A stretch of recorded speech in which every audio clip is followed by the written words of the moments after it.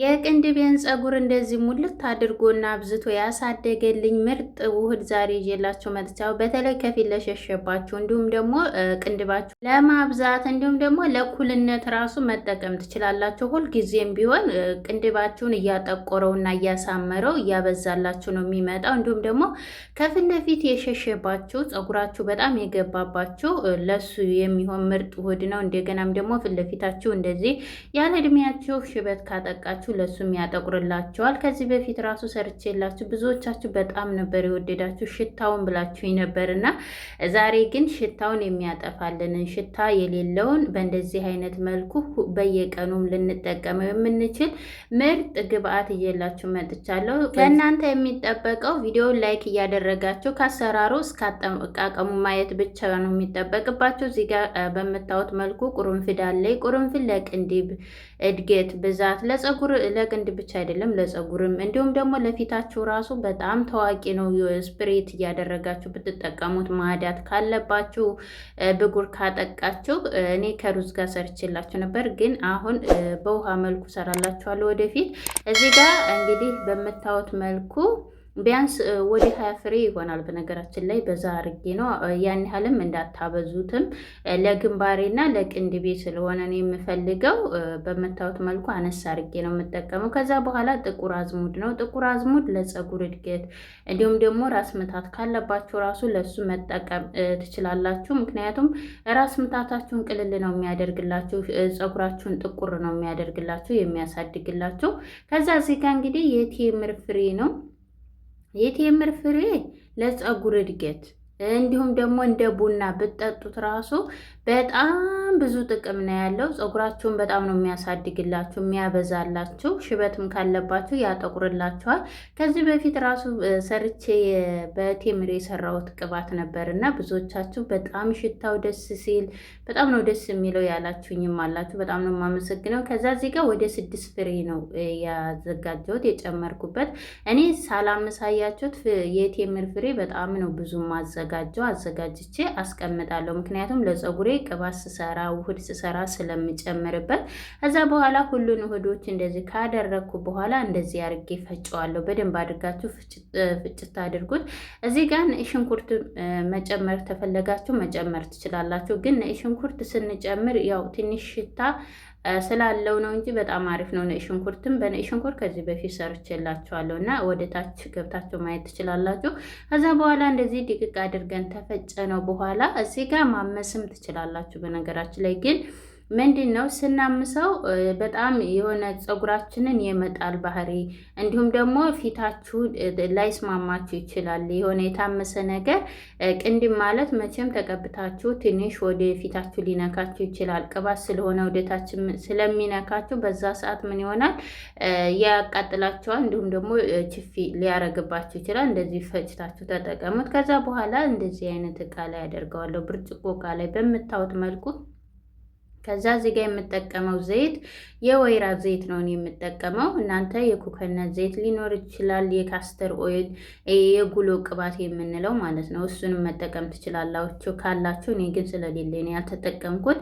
በወይራ ዘይት ነው የምሰራላችሁ። ከዛ በኋላ እዚህ ጋር በምታዩት መልኩ ትንሽ ነው የምሰራው። ለዛ ትንሽ ስለምሰራ በምታዩት ማንኪያ ትንሽ ይበቃኛል የወይራ ዘይት የተጠቀምኩት። እናንተ አንድ የሰርታችሁ ራሱ ይሄንን በጣም በዛ አድርጋችሁ ሰርታችሁ ማስቀመጥ ስለምትችሉ ለፀጉራችሁ መጠቀም ስለምትችሉ በዛ አድርጉ። ግብአቱ ብዙ ስለሆነ ፈሳሽ ቅባቱን ራሱ እንደ ጭቃ ቅባት ስለምንጠቀመው በዛ አድርጋችሁ መስራት ትችላላችሁ። ፈሳሽ ማድረግ ትችላላችሁ እና እዚህ ጋር ሌላኛው ግብአቴ በዛ አድርጋችሁ መጠቀም መስራት ትችላላችሁ ለማለት ያህል ነው። ከዛ ቤቢ ኦይል ነው የጨመርኩት። ቤቢ ኦይል ለፀጉር እድገት፣ ለፊት ልስላሴ እንዲሁም ደግሞ ሽታው በጣም ደስ ስለሚል መዓዛውን ያሳምረዋል።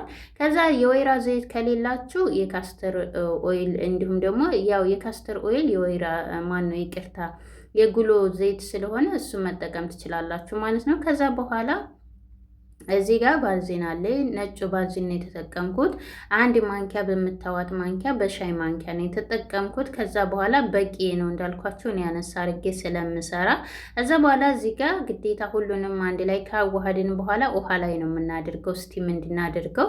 ነገር ግን እዚህ ጋር ምንም ስቲም ሊያደርግልኝ ስላልቻለ ቦታ ቀይሬለታለሁ ማለት ነው። እንደዚህ ብርጭቆ ጋር ያው ብዙ ሰዓት የምታቆዩት ከሆነ ግን ከስር ፎጣ አድርጉበት። ምክንያቱም ብርጭቆ ስለሆነ ሲግል ይሰበራል፣ ይሰነጠቅባቸዋል።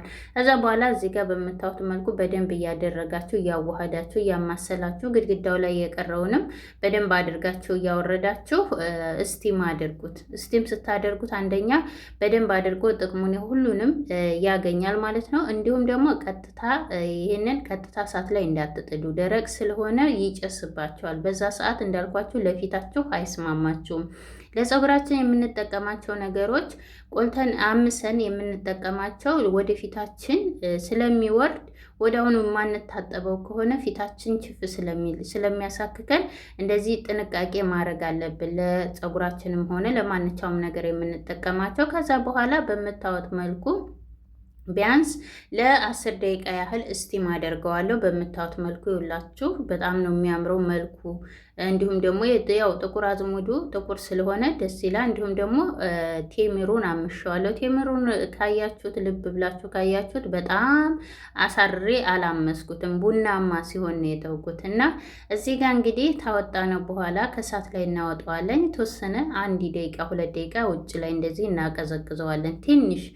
ከዛ በላይ ተዘገየባችሁ ግን ይረጋል። ቫልዚን ስለሆነ ስለሚረጋባችሁ ምን ማድረግ አለባችሁ? ወዲያውኑ ነው እንትን ማለት ያለባችሁ፣ መገልበጥ ማለት ነው። ትንሽ አስተንፍሳችሁት፣ ያው ፕላስቲክ ስለሆነ የምጠቀምበት እቃ። እዚህ ጋር እናንተ ማጥለል ከፈለጋችሁ ማጥለል ትችላላችሁ። እኔ ግን ማጥለል ስለማልፈልግ አላጠለልኩትም።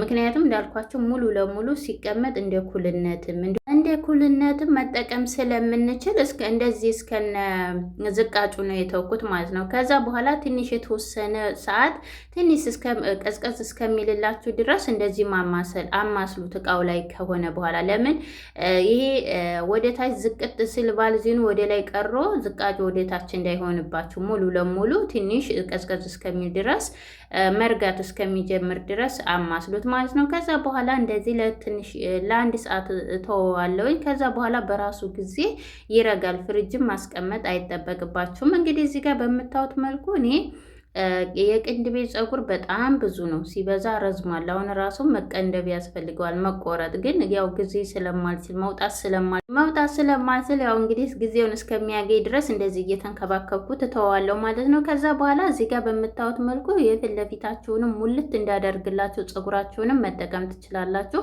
ከዛ በኋላ እዚህ ጋር በምታዩት መልኩ ረግቷል፣ ጠቁሯል። በጣም ነው ደስ የሚለው ሽታው። ውይ ሰርታችሁ ሞክሉ፣ ሽታው ራሱ እንዴት ደስ እንደሚል። ከዛ በኋላ ይሄ የጆሮ ጥጥ ማውጫ አለኝ። የጆሮ ይሄ ጥጡ ማለት ነው። በእንደዚህ አይነት አድርጋችሁ በእንደዚህ በደንብ አድርጋችሁ ተቀቡትና በደንብ ማስያጅ አድርጉት። በነገራችን ላይ ቅንድብም ፀጉርም ማንኛውም ነገር ሰውነታችን ማስያጅ ስናደርገው ይነቃቃል። ከዛ በምታዩት መልኩ በደንብ አድርጌ የተቀባሁት በኋላ እንደዚህ አሸዋለሁ። ትንሽዬ ማስያጅ አደርገዋለሁ፣ ሳታበዙ እንደዚህ ሙሉ ለሙሉ እንደዚህ በምታዩት መልኩ እኔ በማደርገው መልኩ ማስያጅ አድርጉት። ከዛ በኋላ እንደዚህ ተቀባችሁት በኋላ ራሱ በሶፍት ራሱ ብታነሱት ጥቁረቱ ጭራሽ አይቀንስም፣ ጥቁር ነው የሚያደርግላችሁ። ከዛ በኋላ እዚህ ጋር እንግዲህ ለፀጉራችሁ ከፊት ለፊታችሁ ለሸሸባችሁ ሁልጊዜም ቢሆን የሸሸባችሁ ቦታ ላይ እንደዚህ እየቀባችሁ ማስያጅ አድርጉት።